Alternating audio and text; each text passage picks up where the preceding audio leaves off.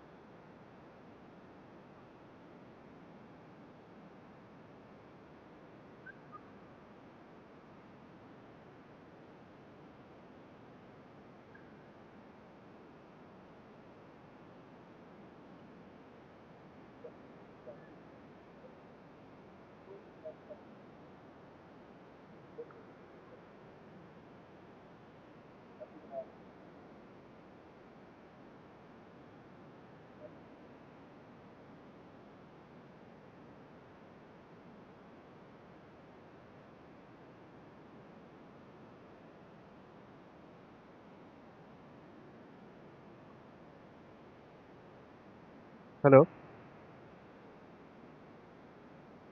সবাই মোটামুটি মিষ্টি মুখ করতে পেরেছেন তো?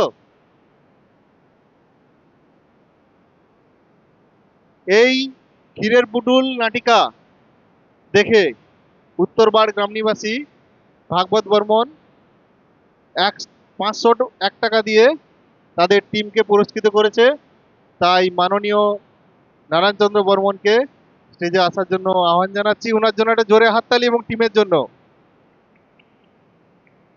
রোহিত বর্মন ও রনিত বর্মনও 100 টাকা দিয়ে পুরস্কৃত করেছেন এদের সবাইকে।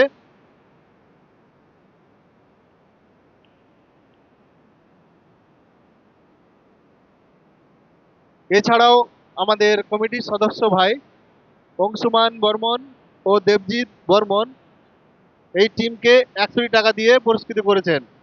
এই সকল রাশি আমি মাননীয় সম্পাদক মহাশয় এবং আজকের পরিচালক মহাশয়ের হাতে তুলে দিই। এটা আমি শিল্পীদের হাতেই দেব, কারণ ওদের হাতে নিলে খুব সুন্দর লাগবে, অভিনয়টা ওরা করেছে। ঠিক আছে, একসঙ্গে এক জায়গায় তুলে ওখানে রেখে দাও, পরে একটা কিছু করে দেবে। একটা জিনিস দেখে আমি খুব অবাক, অয়ন এবং তার টিম, সেই ছোট ছোট যারা বসেছিল ওইদিকে, 1.5 ঘন্টা বসে আছে। ভাবা যায় এই ঠান্ডায়? প্রত্যেকে চাদর কে।